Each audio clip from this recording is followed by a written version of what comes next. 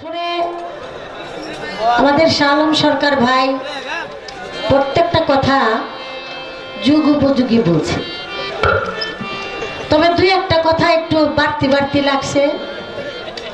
সে কথা হইল, এক ব্যক্তি মরে গেছে, আল্লাহ কইতাছে তুই দুজকে গেল যাইতারস, বেসতে গেল যেতে পারোস। আল্লাহ এরকম ঠাট্টা করা এটা বেশি ভালো না, সত্য এটা একটু বেশি হয়ে গেল না? ভালো ভালো কথা বলেন আপনি, ঠিক আছে, কিন্তু আল্লাহ দুজক আর বেহেশত এটা তো কর্মের উপরে নির্ধারণ করেই রাখছে। তার স্বাধীনতা দিয়ে দিল, দুজকের মধ্যে যাইয়া দেখতেছে লতা মঙ্গেশকর গান গাইতেছে, নিজে গান করেন অথচ সে, এটা কিন্তু স্ববিরোধী কথা হয়ে গেল। আপনার নিজে একজন বাউল, নিজেও গান করেন এখানে, তাহলে যারা গান করে তারা কই? তারা দুজকি। আপনার কথায় কিন্তু এটাই বোঝা গেল। এই জিনিসটা আমার কাছে বেশি ভালো লাগলো, কারণ এমনিতেই তো আমাদের দোষ অনেকে খুঁজে বেড়ায়, ধরতে থাকে, রেকর্ড হইতেছে। এর মধ্যে যদি কেউ এটার দলিল চায় যে শাহ আলম ভাই আল্লাহ যে এক ব্যক্তি মরে যাওয়ার পরে তার দুজকে বেসতে স্বাধীনতা দিয়ে দিল, এটা আপনি কোন দলিল, কোন হাদিস থেকে সংগ্রহ করলেন? সেই কিতাবটা, সেই দলিলটা দেখা। এটা তো হতে পারে, এটা তো আলোচনায় আসতে পারে। অতএব আপনার কথাগুলি সব রসে ভরা, কিন্তু তাই বলে এই কথাটা আপনি বললেন, এটা আমার একটু কষ্ট লাগলো বিষয়টা। কারণ এই জন্য কষ্ট লাগলো, এখন আবেগ, ইমোশনাল এই যে কথাগুলি, এগুলি থেকে আমরা একটু বাদ পড়ে যাই। কারণ আমাদের এখন সম্মুখে হলো কবর আর কবর। কি বাবা, চক্ষু বন্ধ করলে যার সামনে কবর থাকে তার আর এরকম রঙ্গ ব্যঙ্গ এগুলি বেশি একটা মজা লাগে না। আপনি অনেক কথা কইছেন, আমারও আপনি একটা চাপের মধ্যে ফেলাইছে। বড় আপা ঠিকই করেন, কিন্তু চাপ কিন্তু কম দিতেছেন না। আপনার অন্তরের আকাঙ্ক্ষার মুখের ভাষা একটু ব্যতিক্রম মনে হইতেছে। বড় আপা বলে আপনি একটা গল্প দিলেন, এক বেটা অনেক লম্বা বিয়ে করছে, 1.5 ফুট 6 ফুটটা বেড়াই বিয়ে করছে, 1.5 ফুট। এখন ফুট দিয়ে কি করবেন? এই যে কৌশল আছে না, কৌশলের কাছে কিন্তু পুরুষরা সবসময় ছোট, নারীর কাছে কিন্তু কৌশলটা কি? নারীর কাছে কৌশল অনেক বেশি। আর নারীর হলো হঠাৎ বুদ্ধি, বেটার আবার হঠাৎ বুদ্ধি বাড়ি করতে হবে। অবশ্যই আপনারা এই গল্পটা জানেন, ঠোঁটস্থ মুখস্থ কণ্ঠস্থ। এক বেটা বিয়ে করতো আর ছাড়তো, ওই মনে করানো যে 6 ফুটটা বেড়াই বিয়ে করতো আর ছাড়তো। পরে একটা বাইটটা বুইটটা বিয়া কইরা বইছে। এখন এইটাই আর কি চিন্তা ভাবনা করতেছে যে এই গোলামের ফুতে যে বিয়া করে আর ছাড়ে, এই গোলামের ফুতের এইবার দেখবো কিল্লি গেছে। এই বেডি কোনো অপরাধ করে না, যখন যা কয় তাই শুদ্ধ আছে। এখন মাস তো 3 হয়ে গেছে, 3 মাস লিয়ে তো কেউ লোকে খাইয়া অভ্যাস নাই। আজকে সারনের একটা লাইন করছে, আয়া কইতাছে জলদি করে রান্না বান্না কর, আবার খিদা লাগছে। এক সময় মেয়েরা চুলাই ভাত দিয়ে কিন্তু মশলা বাটতো, তারা তো রান্না করা লাগবে, তো বেটি মশলা বাটতেছে।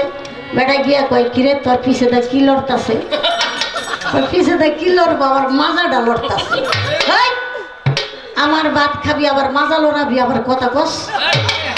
মশলা বাটবি, যদি তোর মাজা লড়ে 3 তালাকে অন্তরে বাঁধবি। বেটি চিন্তা করছে, খাইছে রে গোলামের পুতে তো এইভাবেই বেটি গো ছাড়ছে। তো এখন একটা কৌশল করতে হইব না, কিভাবে কি?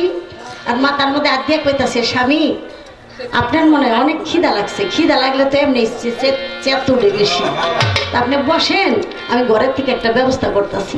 ঘরের মধ্যে আসিল কলই বাজার, চাল ভাজা। এক সময় কিন্তু ভাজা পুরা ঘরের মধ্যে থাকতো কিন্তু।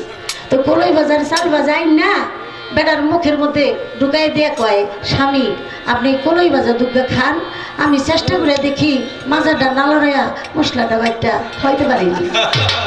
বেটাই যখন থোতাটা লার ঘুরে বাবা, ফুতাটা লইয়া থোতাটার মধ্যে ধরে কয়, এই গোলামের ফুট কলাই বাজে খাবি খাবি, যদি তোর থুতা লড়ে, যদি তোর চাপা লড়ে, এই যে ফুতা দিয়া গুতাইয়া দাঁত করে ভাইয়া তারপরে আমি যাব। আমি বেড়া কইতাছে কিলো বুদ্ধি এত শেষ শেষকে সেতবো না, আরে সেতবো না। আমার যদি মাজা না লড়ে তাহলে আমি মুসলাটা বাটবো কেমনে? কয় তাহলে বই না একটা কাম কর, তোরও মাজা লড়ুক আমারও থুতা লড়ুক। যাই হোক, এই জন্য কথাটা কইলাম। আপনারা কইতে পারেন যে পোলাফানের লগে আলো পায়, পোলাফান হয়ে গেছে। এখন এই জন্য কইলাম কারণ মেয়েদেরকে সে একটু নিঃশ্বাস চোখেই দেখতেছে, মেয়েদেরকে কোনো দামই দিল না। তো যার ফলে আমি কথাটা এই জন্য বললাম যে নারী যদি কৌশল, যে কৌশল হঠাৎ বুদ্ধি নারীর কাছে, এই বুদ্ধি যদি খাটায় তাহলে পুরুষের কপালে খুব একটা আলিকি আলিকি। অতএব ভালোবাসা দিয়ে রাখেন, নিজেও ভালো থাকেন, আরেকজনকে ভালো রাখেন। একটা গান করি, তারপরে দেখি কি জবাব দেওয়া যায়। ভালো একটা কথারও কৌতুকের মধ্যে লইয়া যায়, এর লেগে দুঃখাবি বাসিরা, এটাই যে কবে মানুষ হইল বললেও মানুষ বোঝাই যায়। এক ভাই একটু মাথাটা উঁচা করছিল, কি লেগে আল্লাহ জানে, হে খোদার ঠাডা আমার উপরে বসে।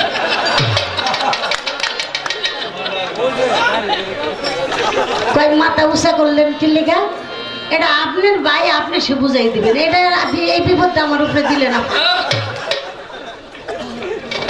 এখন আগেই কথাটা শেষ করি। ধর্মীয় অনুষ্ঠানে যেমন ওয়াজ মাহফিল আছে, ধর্মীয় অনুষ্ঠান যেখানে এলেম কালাম পাঠ করা হয়, সেখানে মানুষ শ্রোতা হিসাবে সেখানে যদি বারবার মাথা উঁচা করে দাঁড়াইতে চায় এবং সে বিরক্ত করে, তাহলে ওই প্রকার ধর্মীয় অনুষ্ঠানে যারা এই বিরক্তটা করে, ওই প্রকার মানুষ হাসরের মাঠে উঠবে নিচের টুকু মানুষের, আর তার মুখমণ্ডলটা থাকবে গাধার মতো, কারণ গাধা খুব ব্যাকুল। কথাটা আগেই শেষ করে দিলাম। এটা আপনি পুরুষ মানুষ, পুরুষ গো শাসন আপনিই করেন, আমার মাইয়া লোক উড়ে নি দুই একবার হেডে একটু এর বেশি আর বলা লাগবে না। একটা গান করি।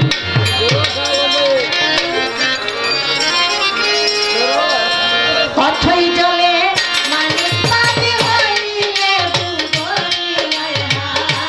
অথই জলে মানিক পানি হইলে অথই জলে মানিক পানি হইলে কঠিন পারিলে তো সাগর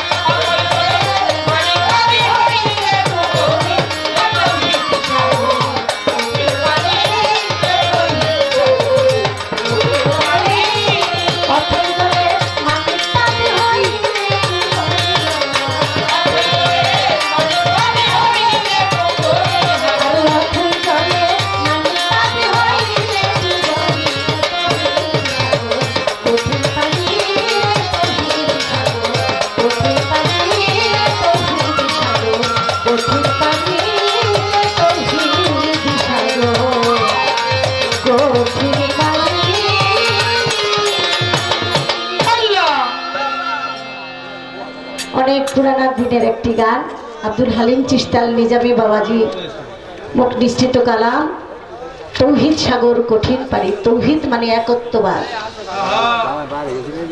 একত্ববাদ মানে এক আল্লাহ, এক আল্লাহর প্রতি বিশ্বাস স্থাপন করে পৃথিবীর বুকে যেজন নাকি ইমানদার হয়েছে এটার নামে তৌহিদ বলা হয়েছে। এরকম একজন বেলায়েতের একজন ওলি নাম ছিল তার হযরত আতা রহমতুল্লাহ। গভীর রাত্রে যাচ্ছেন 10টা পুত্রর সাথে, হঠাৎ করে ডাকাত দল আক্রমণ করলো। এই দরবেশ কি আছে দাও। দরবেশ বলে আমারই তো আমি না। কথা শুই না ডাকাইতেরা চিনতে গেছে, এই রাস্তায় আমরা যে থাকি তুই জানোস না, তোর তুই নাই তো এই রাস্তায় আইসোস গা, আমাকে তো একটা ব্যবসা। ডাকাত তো ঠিকই বলছে। রাগের চোটে কিছু না পায়া ওই দরবেশের 9টা ছেলের গলা কাইটা ফালাইলো। গলা কাইটা ফালানোর পরে ছোট আরেকটা ছেলে ওই ছেলের মাথার মধ্যে চুলগুলি ধইরা ঝাঁকাইতাছে আর কইতাছে তুইও বাঁচতে পারবি না, তোরও শেষ করে ফেলাম। ওই ছেলেটা বলতেছে বাবা 9 ভাইকে মেরে ফেলছে, আমারও মেরে ফেলতেছে, আপনি খালি মুস্কি মুস্কি হাসতেছেন, আপনি কিছু কইতাছেন না। দরবেশ তখন বলে বাবা এই সমস্ত যে করায় তারে কিছু কম যায় না বাবা, একটু পরে আমারও তো লই যাবো না, তারে কিছুই কম যায় না। ডাকাইতেরা কইল বাবা কিছু যে কম যায় না যে করায়, এই কথাটা যদি একটু আগে কইতেন তাহলে তো আপনার 9টা ছেলের আমরা মারতাম না। বাবা কইলাম যে না কেন, এইটাও সেই জানে, আমি কিছুই জানি না বাবা। এটার নাম হলো তেগি। যে হয় তেগি সে হয় যোগী, যে হয় ভোগী সে হয় রোগী। আমার বলতে কোনো কিছু নাই, আমি নিঃস্ব। তাই যে হয়ে যায় নিঃস্ব সেই তো জয় করতে পারে বিশ্ব। এই জন্য বলা হয়েছে আমিত্ব বিলুপ্ত করে যে তৌহিদের সাগরের মধ্যে ডুবে গেছে, তখন দুনিয়াদারিতে তার কোনো ইচ্ছা নাই, তোমার ইচ্ছাই আমার ইচ্ছা, আমার নিজস্ব কোনো ইচ্ছা নাই। সাথে সাথে একদল ডাকাত তারা আত্মসমর্পণ করলো, পায়ে পড়ে তার হাতে হাত রেখে বায়াত গ্রহণ করলো, বেলায়েতের অনুসারী হয়ে গেল। তাই বাবা মাত্র 9টা রক্তের সন্তানকে ত্যাগ করে সে একদল দুষ্কৃতী ডাকাতকে সে সুপথে এনেছে। এটার নামই হলো দরবেশি, এটার নামই হলো ফকিরি, এটার নামই হলো বেলায়েত। এখন আমার কাছে আমার শালম ভাই যে কথাটা রাখলেন আপনারা শুনলেন এবং দেখলেন, সে কথাটি হলো একজনের মেয়ে হয়েছে, পরে গাউস পাক নিচের টুকু তাকাইছে, ছেলে হয়ে গেছে গা। আচ্ছা শালম ভাই ওলিয়া উলিয়ার গুণ কাহিনী গাইতে গেলে এরকম কৌতুক করতে নাই, এখানেও আদবের বরখেলাপি হয়, কিন্তু যে কথাটা যেখানে যেভাবে আসে সেভাবেই বলার চেষ্টা করেন। আমাকে মতো বয়স হইলে ভিতরে একটা ভয় থাকতো, এখন আমাকে সবকিছুই কিন্তু ভয় লাগে বাবা, সবকিছুর মধ্যে ভয় লাগে। এখন পর্যন্ত রক্ত গরম তো যা মনে চায় তাই শুরু করে দিছে। আপনি কইলেন নিচে তা গেরা জ্বালাই গেছে, গাউস পাকের দৃষ্টি এই যে রহমতের দৃষ্টি তাকাইছে, তাই তার নিচের অংশটা মেয়ে ছিল সেটা পুরুষে পরিণত হয়ে গেছে। একটা ভদ্র ভাষা তো আছে, আপনার আর ভদ্রলোক বানাতে যাইব না নাকি?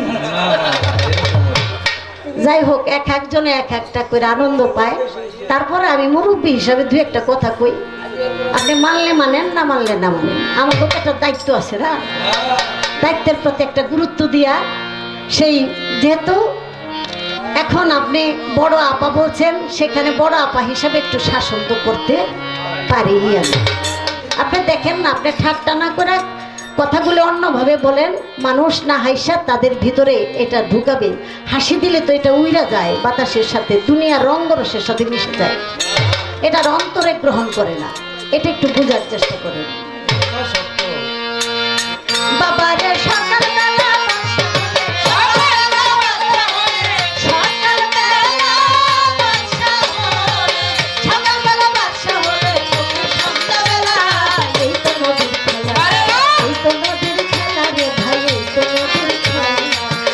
নদীর খেলা রে ভাই, নদীর খেলা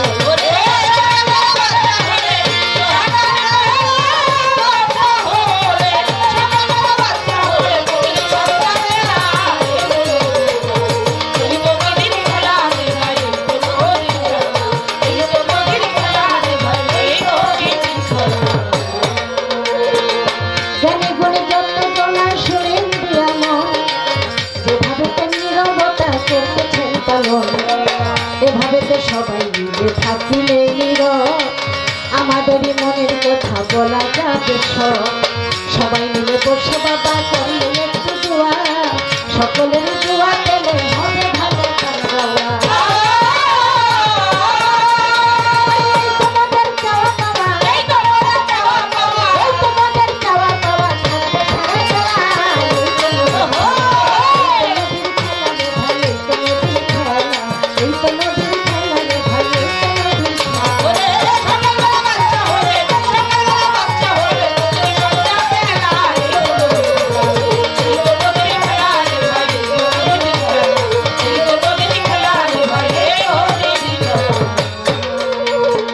গাউস পাকের ইশারায় যখন মেয়ে হইল ছেলে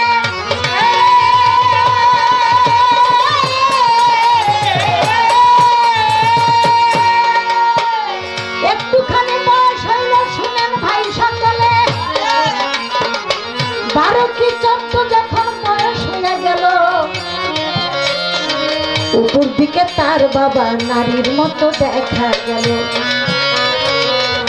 মাই বলে গাউস পাক আগের মতো বানাইয়া দেন কি ছিল আগে মায়া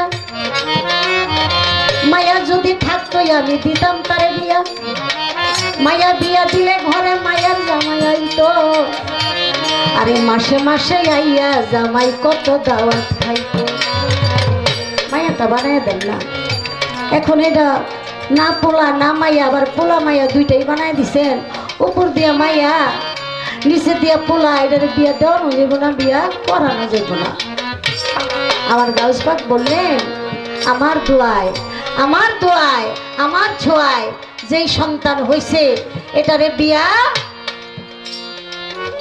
দেওয়াও লাগবো না বিয়া করানো লাগবো না সে তো একজন পীর সে তো তরিকার পীর বাহাউদ্দিন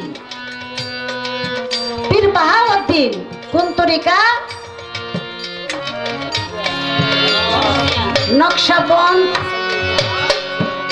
আল পেশানি তার উপাধি হইল পীর বাহাউদ্দিন তাহার নামটি তরিকা হইল নকশবন্দ একটা তরিকার নাম বলছে তরিকা তার বড় বড় স্তনের দুধ আসতো ওই পিছনে ফালাইয়া দিত একটা দুধ যে ভক্ত খাইতো সেই ওলি হয়ে যেত তাহলে দুধ হতে মনে হয় খারাপ হয় নাই অলির ইশারায় হয়েছে এটা কি কোনোদিন খারাপ হইতে পারে কখনো খারাপ হইতে পারে না আমার শালম ভাই কয় উপর দিয়া বিয়া ববি আর নিচে দিয়া বিয়া করবি মানে এইটা হইলো আমার এই পণ্ডিতের গবেষণা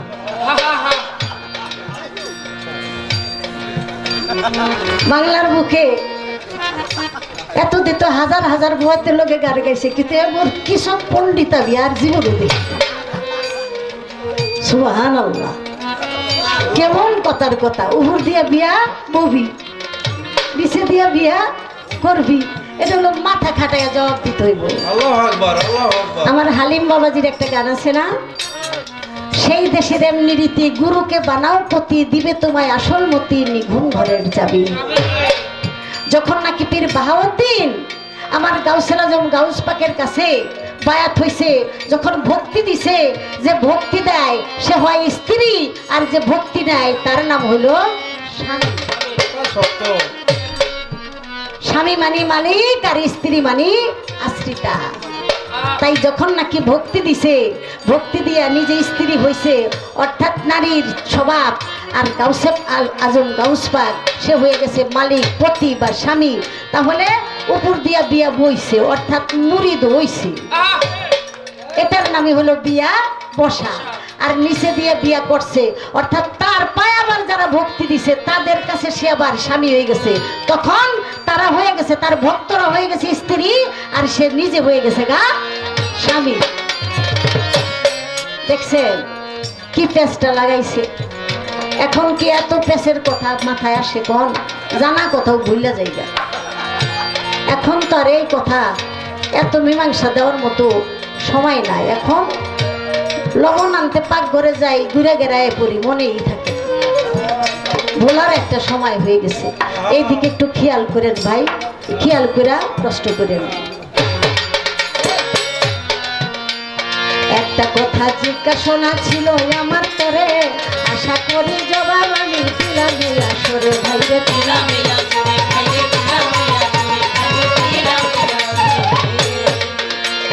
আরো একটি কথা তাহার আছে জিজ্ঞাসা, আশা করি বলে দিব বাকি রাখবো না। আমার আলাউদ্দিন আল সাবিরি যখন এক নজর তাকায়, আর তাকানেরই সাথে সাথে ছাই হইয়া যায়, ভাইরে ছাই হইয়া যায়, ভাইরে ছাই হইয়া যায়, ভাইরে ছাই হইয়া যায়। আজ পর্যন্ত সেই ছাই উড়িতেছে মন, সেই ছাই উড়িতেছে। এই কথাটা সে মানে জিজ্ঞেস করছে, তবে এই কথার জবাবটা আমি বহুত বছর আগে আমার দাদা উস্তাদের নাম দলিল উদ্দিন বয়াতি, আমার উস্তাদের পরিচয় বলে কেউ জানে না। আব্দুর রহমান বয়াতি সে জাতীয় শিল্পী বাংলাদেশে। আব্দুর রহমান বয়াতি মন আমার দেহ ঘড়ি সন্ধান করি কোন মিস্ত্রি বানাই আছে। আমার ওস্তাদরে বলে চিনে না, আর ওস্তাদরে চিনে বলিস।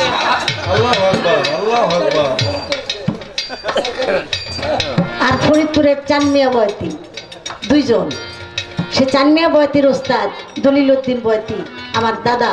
সেই দলু দাদার মুখে শুনেছি ওই ছাই যখন হলো, ওই ছাই থেকে আশা আকাঙ্ক্ষা করলো আমাকে তুমি প্রাণ দাও, আমাকে তুমি প্রাণ দাও। যখন এই কথা বলতেছিল তখন আলাউদ্দিন আল সাবির একটা ফু দিছিল, ফু দেওয়ার সাথে সাথে ওখান থেকে একটা পাখি হয়ে গেছে। ভারতবর্ষে ওই পাখি পাওয়া যায়, সে পাখির নাম কগনাথ পাখি। বলছে না ওই ছাই আজ পর্যন্ত উড়তাছে উড়তাছে, মানে পাখি হয়ে উড়তাছে। হ্যাঁ, যা জিজ্ঞাসা তাই খোলাসা, আর তো কিছু নাই। আরে এইবার আমি ভাইয়ের কাছে জিজ্ঞাসা কইরা যাই, ভাই জিজ্ঞাসা কইরা যাই, আপনি জবাব দিবেন কারা? ওরে গুণের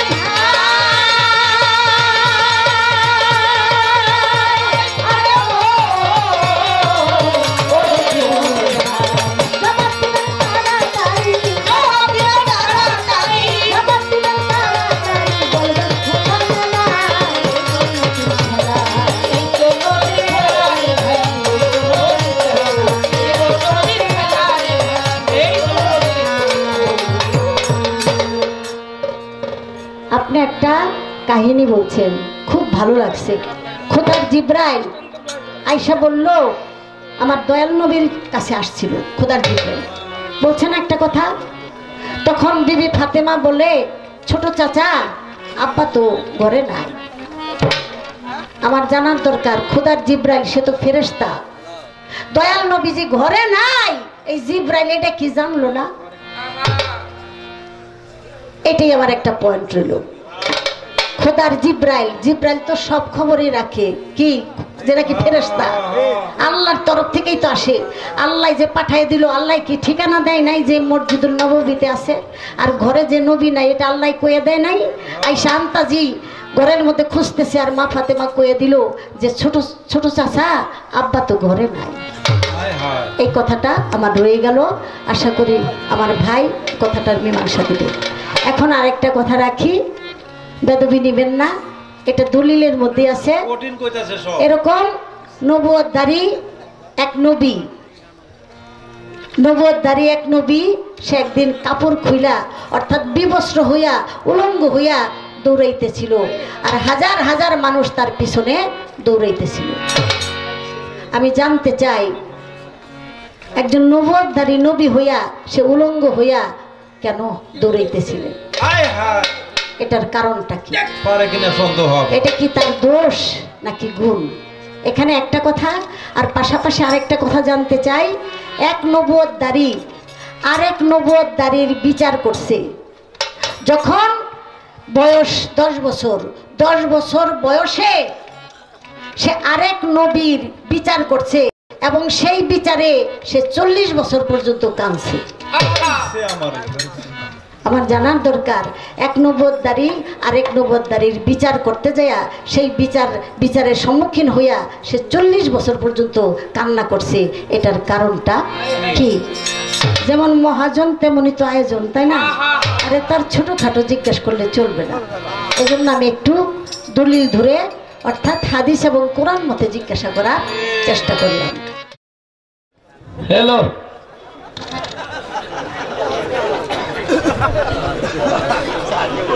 তো আমারে খুব একটা দোষী বানায় গেল।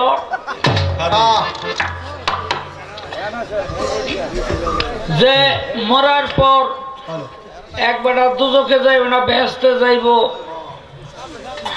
আরে আবা গপ্প এরম হয়।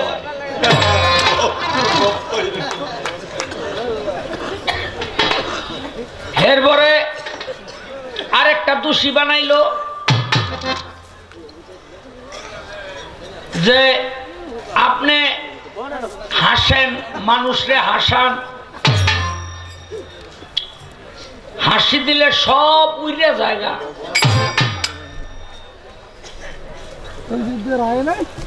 এখন না কয়ে তো পারতাছি না।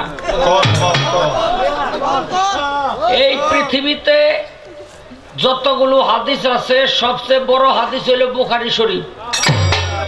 এই যে রেকর্ড হইতেছে, এটা কিয়ামত পর্যন্ত আমার কথাগুলি থাকবো। আমি যদি মিথ্যা বলি তাইলে সারা পৃথিবীর আলেম উমরা যারা আছে, আলেম ওলেমা, তারা আমাকে মন্দ বলবে, নিন্দা বলবে, খারাপ বলবে, তাই না? এমন আপা আমি হাসি, আপনারা একটু হাসেন, এই জন্য আপনি আমারে হ্যাগো কাছে দোষী করে থুয়ে গেলেন। আমি এইটা বুঝছি কেন করছেন। ওই 1000 টাকা পুরস্কার পাইছিলাম, এটা হইল সহ্য করতে পারে নাই।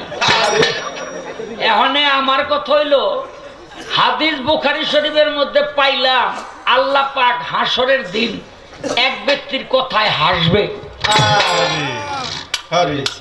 এখন কার কথায় আল্লাহ হাসবো? আল্লাহ নিজেই হাসবো, তো আমগো হাসলে দোষ কি?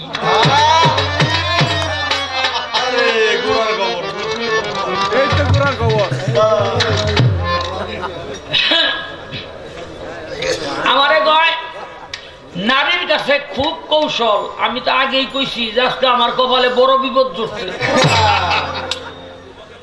আমি তো এটা স্বীকারই করি। আরে নারীর কৌশলের কাছে খালি পুরুষ পোলায় না, এই নারীর কৌশলের কাছে নারীরাও ধরা পড়ে। এই মাহফিলের মধ্যে যদি থাকেন কেউ 2 বিয়া করছেন, হ্যার লগে জীবনও বল লগে ঝগড়া হইব না। কি লেগে জানেন? ওই 2 হতিনে কাজা করতে করতেই তো টাইম পায় না। বেটার লগে কাজা করে কোন সময়?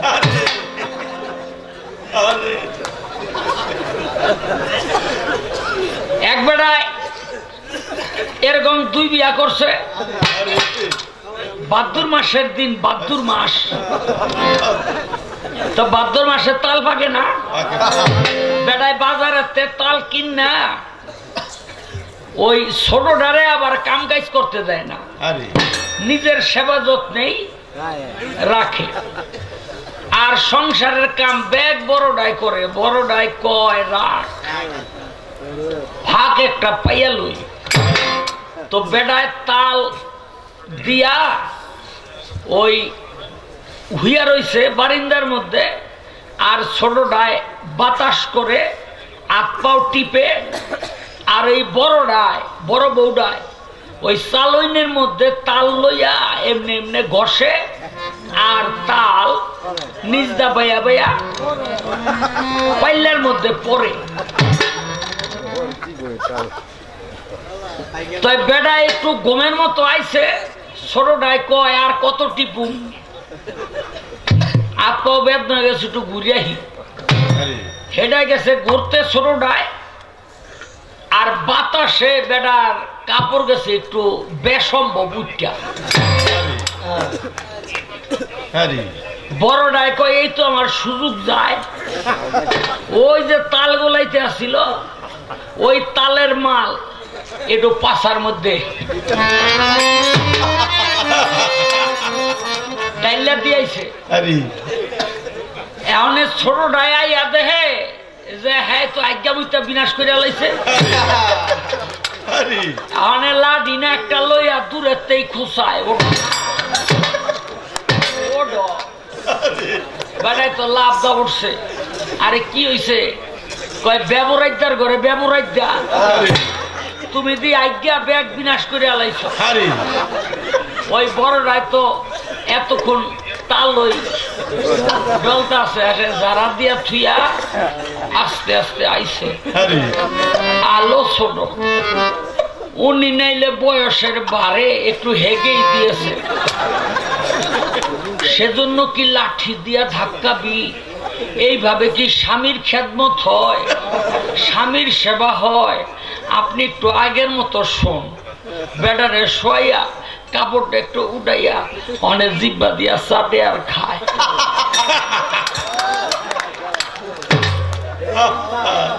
বেডায় কয় এত ভালো বউ থুইয়া এই ডাইনিটারে আনছি আমি পাইছি। 1 তালাক 2 তালাক দেব না, আমার বাড়ির গাতা লাগবে।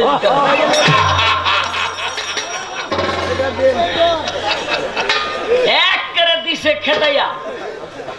বাবারে নারীর কৌশলের কাছে শুধু পুরুষ না, নারীরাও ধরা পরে। আরে বাপ রে বাপ, নারী গইল 16 কলা 16 কলা। হ্যাঁ, এটা সাগর কলা, সবজি কলা আর বিশ্বা কলা না। যাই হোক, প্রশ্ন একটা ঠাইসা করছি, আমগো আসলে দোষ আল্লাহ আসবো কে? মনে রাখবেন কিন্তু। হ্যাঁ, গায়ে বুড়া বিয়ানো শেষ, আর বিয়ান দেশ না দেশ।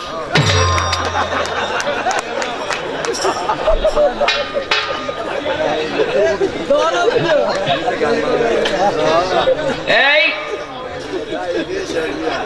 এখন আমার একটা কথা তো ভিতরের ধাক্কাইতেছে। আপনার বাড়িতে আগে মানুষ মুরগি পালতো না? আছে না? পালে না? আচ্ছা, এইবার সুবিধা হয়েছে আমার। এই এখন তো আল্লাহর রহমত, বাংলাদেশ অনেক উন্নতি করছে, টাকা পয়সার অভাব নাই। বিদেশ গিয়া 4 কোটি মানুষ এই বৈধ অবৈধ মিলাইয়া সারা পৃথিবীতে বাংলাদেশের মানুষ কাম করে, আলহামদুলিল্লাহ। কিন্তু একটা সময় ছিল এই প্রত্যেকটা ঘরে ঘরে একবেলা খাওয়ানোই কষ্ট হয়ে যাইত, তাই না? ওই তখন মাছ চাষিরা কি করতো, একটা মুরগি পালতো, লগে যে একটা মোরগ পালবো সেই পয়সা থাকতো না। তখন কি করতো, ওই 20টা 25টা 30টা ডিম, এই ডিম মুরগির ভিতরে বহাইয়া মুরগির আবার উমাহে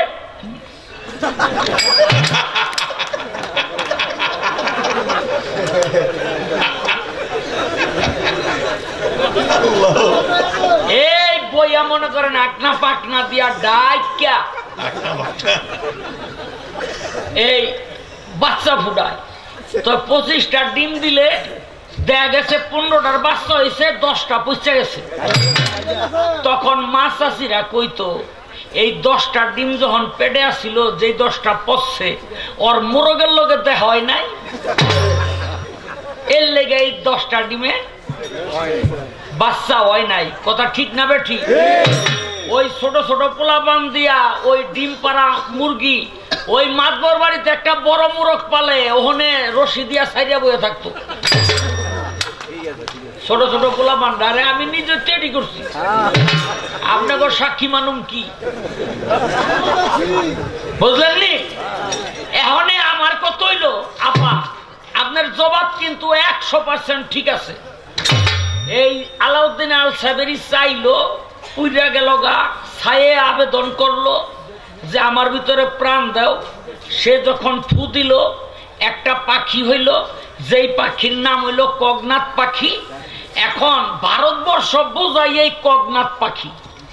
এখন আমার কত হইলো ওই একটা কগনাথ পাখির থেকে যে কোটি কোটি কগনাথ পাখি হইলো এই কগনাথ পাখাটা তো আসিল না, বুঝলেন নাই? আর একটা পুরুষ কগনাথ লাগবো না তো ইয়ে তো আপনি কইলেন বানাইছে একটা কগনাথ পাখি বানাইলো, তো এই বাপ সারা মায় গর্ভবতী হইলো কেমনে?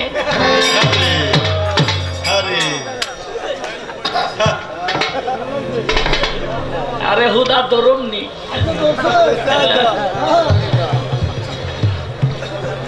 একবার আর ছাগল ডাকছে,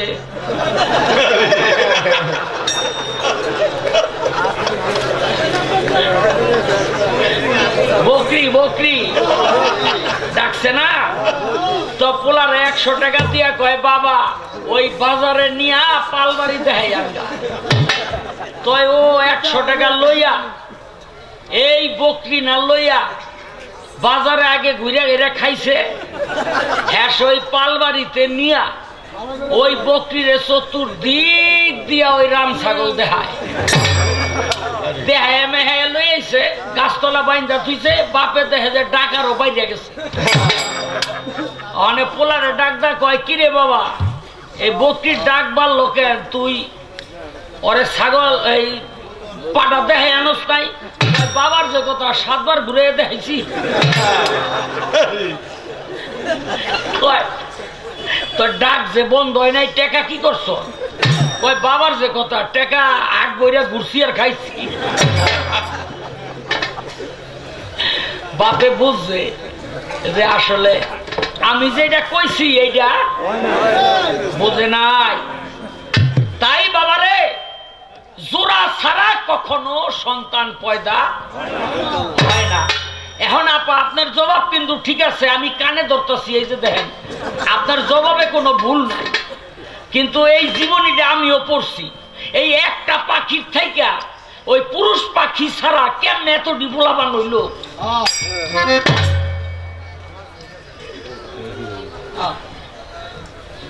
এইটা হইল আমার কথা।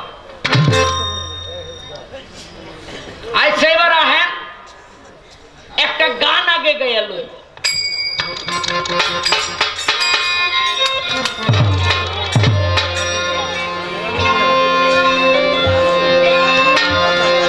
আমার আল্লাহ দিয়ার দিনের নবী গো, আমার আল্লাহ দিয়ার দিনের নবী গো, আল্লাহ দিয়ার দিনের নবী গো, কত খেললো খেলা গোপনে প্রেম, কে জানে গো কে জানে প্রেম বিনে, প্রেমিকের প্রেমের কথা মূল বারতা, কে জানে গো কে জানে প্রেমিক বিনে, প্রেমিকের প্রেমের কথা মূল বারতা, কে জানে গো কে জানে প্রেমিক বিনে, প্রেমিকের প্রেমের কথা মূল বারতা, কে জানে গো কে জানে প্রেমিক বিনে। যেদিন যায় আসে না সেদিন আগে চিত্রে নবী চিন, 99 নামের ফুল নবী হযরত ইয়াসিন। যেদিন যায় আসে না সেদিন আগে চিত্রে নবী চিন, 99 নামের ফুল নবী হযরত ইয়াসিন। যেদিন যায় আসে না সেদিন আগে চিত্রে নবী চিন, 99 নামের ফুল নবী হযরত ইয়াসিন।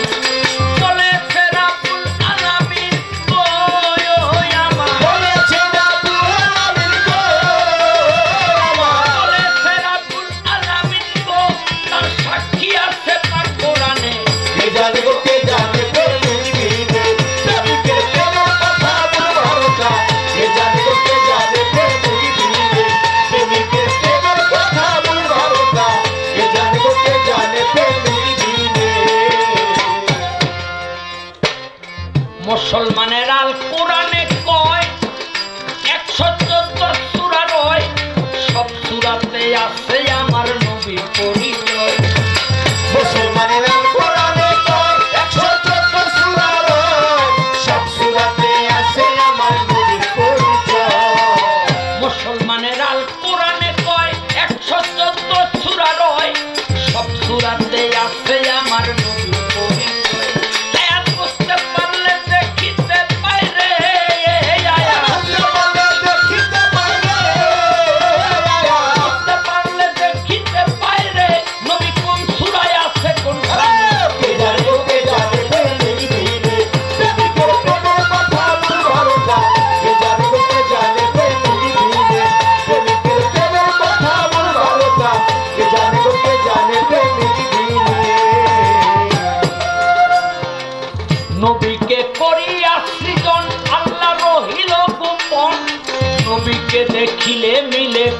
দর্শন নবীকে করিয়া সৃজন আল্লাহ রহিলে গোপন নবীকে দেখিলে মিলে খোদার দর্শন নবীকে করিয়া সৃজন আল্লাহ রহিল গোপন নবীকে দেখিলে মিলে খোদার দর্শন সরকার আবুলে কয় ওই রূপ নিরূপণ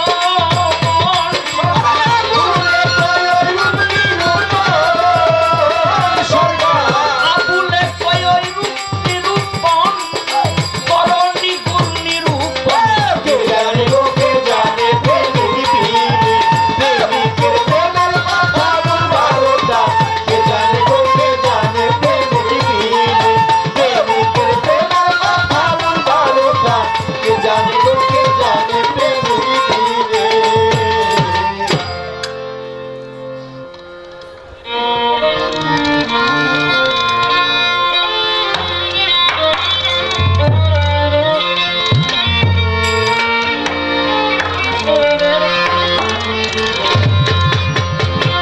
দমের উপর বাড়ি ঘর দম ছুটিলে সবই পর কেহ আইসা লইব না খবর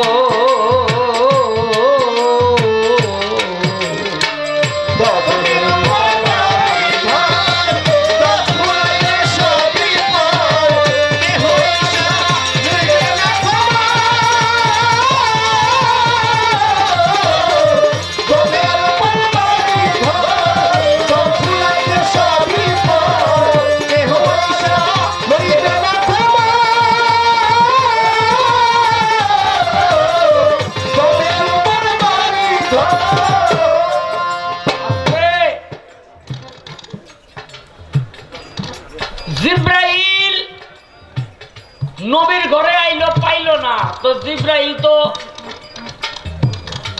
কত বড় ফেরেশতা তো হ্যাঁ কি জানতো না না আগে বসতে হইব কোরআন হাদিস গবেষণা করে দেখেন মানুষ যত বড় ফেরেশতা তার ধারে কাছেও নাই আপনারা মেরাজের ঘটনাটা শুনছেন জিব্রাইল নবীকে মেরাজের দাওয়াত দিয়ে নিয়ে গেল জিব্রাইল যখন 7 আসমান পার হইয়া সিদরাতুল মুনতাহায় উপস্থিত হইল জিব্রাইল কই ইয়া রাসূলুল্লাহ আপনি একলা যান কেন বলে আমি জিব্রাইলের আল্লাহর নূরের যে শক্তি এই শক্তিতে আমি জিব্রাইলের পাখা পুজে দেব আমার নবী কয় তো আপনার পাখা পড়লে আমি যাবো কেমনে কয় আপনার কিচ্ছু হইব না তাইলে এখানে কার পাওয়ার বেশি সেখানে নবীর পাওয়ার বেশি আমার উস্তাদ আবুল সরকার সাহেবের একটা গান আছে মানুষ বড় হয় জেনে জ্ঞানী যেখানে মানুষ রয় ফেরেশতার উপর শুধুমাত্র জ্ঞানেতে নির্ভর একদিন আল্লাহ জিজ্ঞেস করে আদম ও ফেরেশতার ভিতর ফেরেশতারা দিল না উত্তর দিল উত্তর আদমে জ্ঞানী যেখানে যেখানে জ্ঞান সেখানে খোদা আল্লাহ কয় ও আমার বান্দা অজ্ঞানী কি পাইতে পারে জ্ঞানীর মর্যাদা আমি জ্ঞানীরে পুরস্কার দিতে ওয়াদা করি সেই হাসর দিনে সাধন করে হলো আউলিয়া দেখলাম তার অর্থ খুঁজিয়া আউলিয়ায় অর্থ জ্ঞানী জ্ঞানী আউলিয়া আবুলে তাই কয় ভাবিয়া পায় না খোদা অজ্ঞানী মানুষ ওই সমস্ত ফেরেশতার বহু বড় আপনারা শুনছেন হারুত মারুত 2 ফেরেশতারে আজ পর্যন্ত জুলাই ফিজে মানছে কি ওই যে মুসা নবীর আমলে হলেন নাই পাহাড়ের উপরে 2 পাও দিয়া আজ পর্যন্ত বান্ধাইয়া থিয়া দিছে হ্যাঁ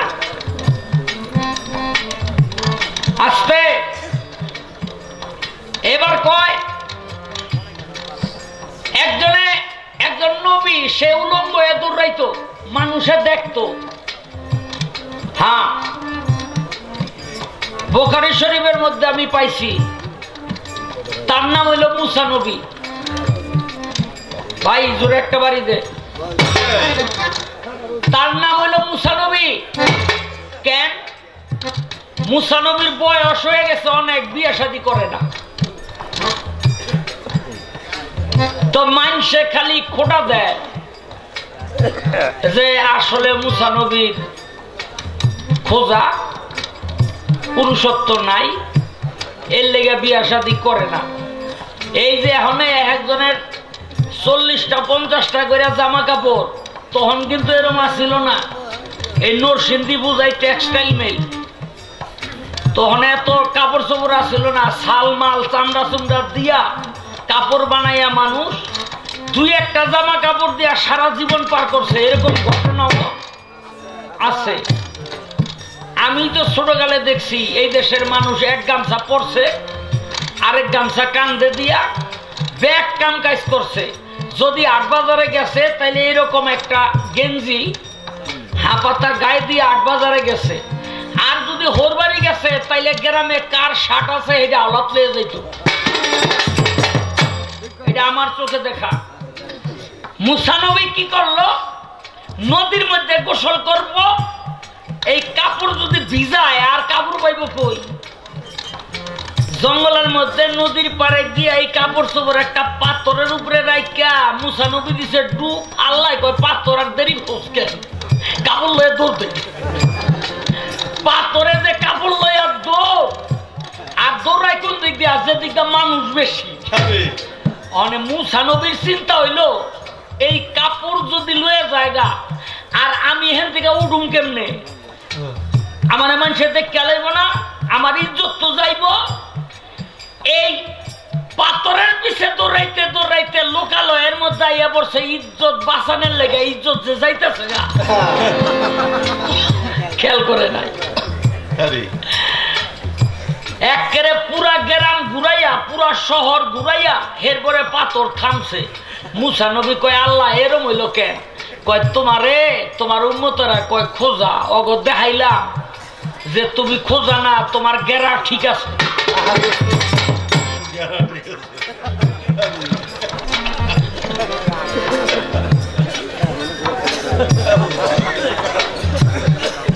আস্তে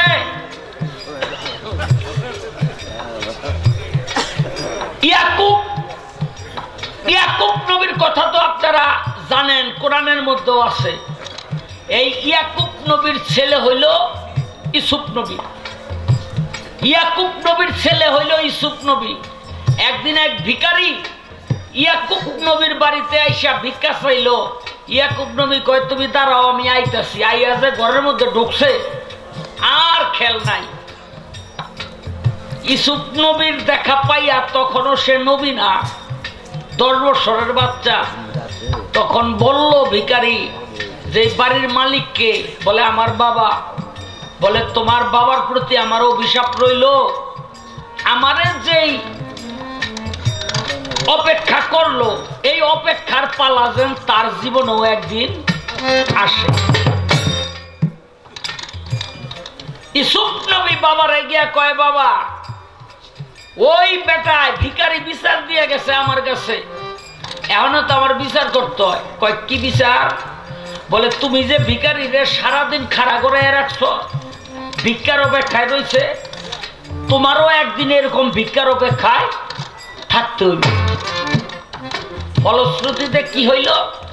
ইউসুফ নবী একটু বড় হইয়া স্বপ্নে দেখে চন্দ্র সূর্য আর 11টা তারা তারে সেজদা করতেছে। ইয়াকুব নবীরে কয় বাবা গত রাইতে এটা স্বপ্নে দেখছি। ইয়াকুব নবী করছে 2 বিয়া। বড় বর্গ রইল গা 10 পোলা, আর ছোট বর্গ রইল 2 পোলা। এই 2 পোলা হইল ইউসুফ বড়, আর বনিয়ামিন হইল ছোট। এই 10টার একটা আবার ঘরের পিছনে দাঁড়ানো, এটা তো ইয়াকুব নবী জানতো না। ইয়াকুব নবী ইউসুফরে কয় বাবা আমার পরে আল্লাহ তোরে নবী বানাইব, এইটা হইল তার স্বপ্নের ব্যাখ্যা, তুই কিন্তু তোর ভাইয়ে গো কইস না। আর যেটাই শুনছে সেটাই ভাইয়ের কাছে গিয়া লাগাইছে। বাবাই নবুয়তি তো সুপ্রে দিতেছে, আঙ্গ দিব না, পেস লাগছে নি। কয় তো ওরে মাইরে হালাইলে আর করবো কি, নবী তো আঙ্গই বানাই তৈব। কি করলো, জঙ্গলের মধ্যে নিয়ে পাহাড়ের আড়ালে নিয়ে একটা কুয়ার মধ্যে হালাই দিল। আইয়া কয় বাঘে খাইয়ে লাইছে। ইয়াকুব নবীর নাকের মধ্যে ওই ইসুবের কাপড় চোপড় হুঙ্গা দেখে যে না এটা ছাগলের রক্ত, মানুষের রক্ত না, নবী না। ওখান থেকে একদল সওদাগর উঠাইয়া নিয়ে বিক্রি করে দিল মিশরে। তারে কিনা নিল আজিজ মিস্ত্রি। এই আজিজ মিস্ত্রি হলো মিশরের প্রধানমন্ত্রী। সে কিনা নিয়ে বাড়িতে লয়ে গেছে। এদিকে বহু আগে ইসুপ্রে জুলেখার স্বপ্নে দেখে আজিজ মিস্ত্রির বউ পাগল হয়ে রয়েছে, এটা তোর কেউ জানে না। যখন ইসুপ নবীরে বাড়ির মধ্যে নিচে দেখছে যে এইটাই তো এটা, এই তো লোভে পড়ে গেল গা। অনেক ঘটনার পর দিল জেলে। জেলে দেওয়ার পর এই স্বপ্নের ব্যাখ্যা ভালো করতে পারতো, এই জন্য ইসুফ নবী বাদশায় স্বপ্নে দেখলো, সেই স্বপ্নের ব্যাখ্যা করলো। স্বপ্নের ব্যাখ্যা সত্য হইল। বাদশায় কয় তুমি আর জেলে থাকবে না, তুমি আমার প্রধানমন্ত্রী। ইয়াকুব নবীর এলাকার মধ্যে দেখা দিল দুর্ভিক্ষ। এই 10 পোলায় আইলো সাহায্য নিতে। ইসুফ নবী দেখেই চিনছে, কারণ এটা তো ছোট গালে হালাইছে। ইসুফ নবীরে তো আর ওরা 10 ভাই চিনে নাই। তখন এই বেশি বেশি কইরা শস্য দিয়া বিদায় করে দিল। আর কইলো যে আরো যদি লোক থাকে লই আইবা। পরের বার গেল ওই যে ছোট ভাইটারে লইয়া বস্তার মধ্যে স্বর্ণের থালা ঢুকাই দিয়া ছোট ভাইরে চুরির দায় রাখিয়া দিল। কয় তোমাকে বাপ মা যদি আহে তাইলে ছুড়ে নিতে পারবা। এই 10 ভাই গিয়া মায়ের আর বাপের লই আইলো। তখন ইয়াকুব নবী দেখে চিনলো এটা আমার ইসুফ। 40 বছর পর বাপ আর বেটার মধ্যে মিলন ঘটে, সাক্ষাৎ হয়। তখন ইসুফ নবী বলছিল বাবা ওই যে তুমি ভিখারিরে অপেক্ষা করাইছিলা, ওই অপেক্ষা না করাইলে আমার জন্য তোমার এই 40 বছর অপেক্ষা করতে হয় না। আর ইয়াকুব নবী বলল বাবা ওই যে তুমি দেখছিলা যে 10টা তারা, একটা সূর্য, একটা চাঁদ আর 11টা তারা তোমার সেজদা করতেছে, সেটা আজকে সত্যে পরিণত হবে। কিভাবে? ইয়াকুব নবী হইল সূর্য, ইয়াকুব নবীর মা হইল চাঁদ, 10 ভাই হইল 10 তারা,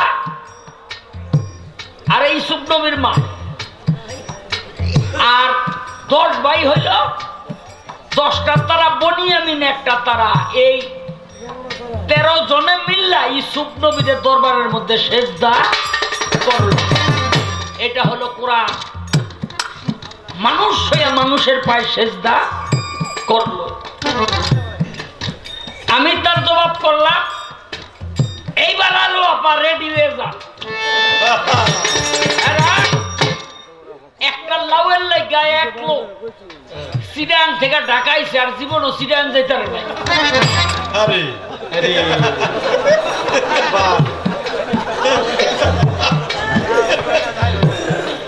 হ্যাঁ, মিশা কথা শাহ আলম সরকার কয় না। একটা লাউয়ের লেগে, একটা লাউয়ের লেগা সিডান থেকে যে ঢাকাইছে, আর জীবনও সিডান যেতে নাই। এই লাউয়ের কারণে সিডান যেতে না। এটা কে? এটার মধ্যে বেলায়েতের সম্পর্কটা কি?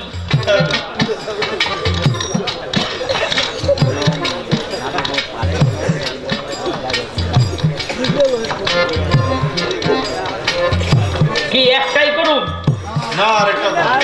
ও ভাই আপনার কাছে কি খারাপ লাগে? ভালো লাগে।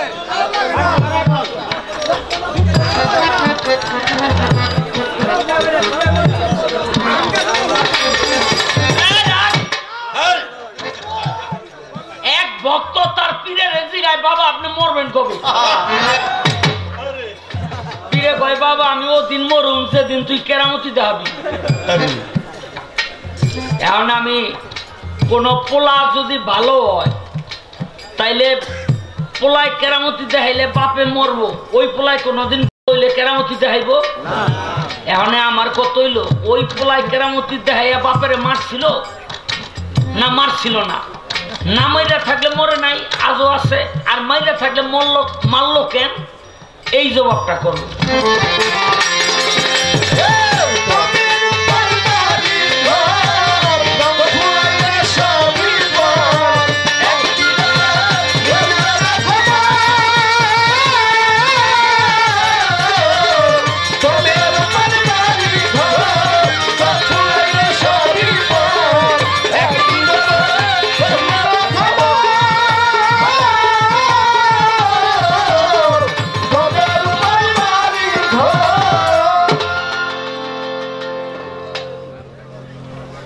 ভাই বিশ্বাস করেন আর না করেন, 12 বছর পর আজকে একটা মধুর মিলন হয়েছে আমার। এই যে কামাল ঢোল বাজাইতেছে, ও আজ থেকে 12 বছর আগে আমার ত্যাগ করছে। এই 12 বছর পর আমার লোকে আবার আইয়া ঢোল ধরছে, আর আমি আজকে মন খুই লাগাইতেছি রে।